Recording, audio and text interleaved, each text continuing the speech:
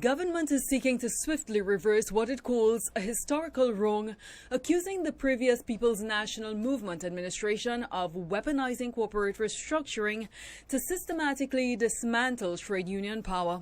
So says Minister of Labour Leroy Batiste in piloting the Miscellaneous Provisions, Heritage, Petroleum, Paria Fuel Trading and Guaracara Refining Vesting Amendment Bill 2026 in the Senate. The piece of legislation cites the three companies as the successors of Petrotrin and further proposes that all existing collective agreements which Petrotrin was party to prior to the designated restructuring day remain active and legally binding. Added to that is Clause 2. The bill further provides that the amendment shall be deemed to come into force on December 1st, 2018, thereby ensuring continuity from the commencement of the vesting arrangements. Batiste says enshrined in international labor laws is the principle of successorship, and at the heart of that is a fundamental proposition.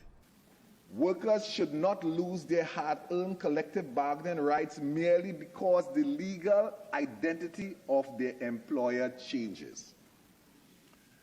A change in corporate structure must not become a mechanism for extinguishing trade union representation, avoiding collective agreements, or undermining decades of collective bargaining achievements. Opposition Senator Faris El-Arawi indicating his party's willingness to support the bill, but outlining that there was no previous knowledge of the legislation nor the debate on it. His concern, the retroactive clause, given the vested interest in the refinery by Patriotic Energies, which is owned by the Oilfields Workers Trade Union. We need to be careful that what we're doing today by a retroactive interpretation and application of the law doesn't present any difficulties to the prospective entity that is going to buy or release or have assigned or have participation in its procurement cycles. It raises in his mind the possibility of a conflict of interest, potentially leading to a detriment, which he says would require a 3/5 and not a simple majority for the bill's passage.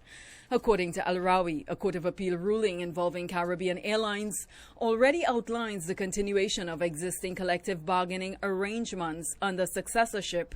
So this jeopardy that the honourable member has set up, saying that there was a huge hole that was left and not dealt with, that in fact, Mr. President, is taken care of and addressed by the law itself. The three-clause bill was taken in committee stage and approved with amendment, recognizing the OWTU as the majority union representing workers of Heritage, Paria and Guaracara, as well as tying the appointed day directly to the exact definition in the original 2018 Vesting Act.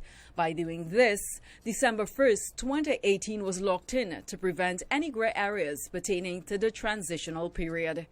As for the divisional vote, 21 members voted for the bill.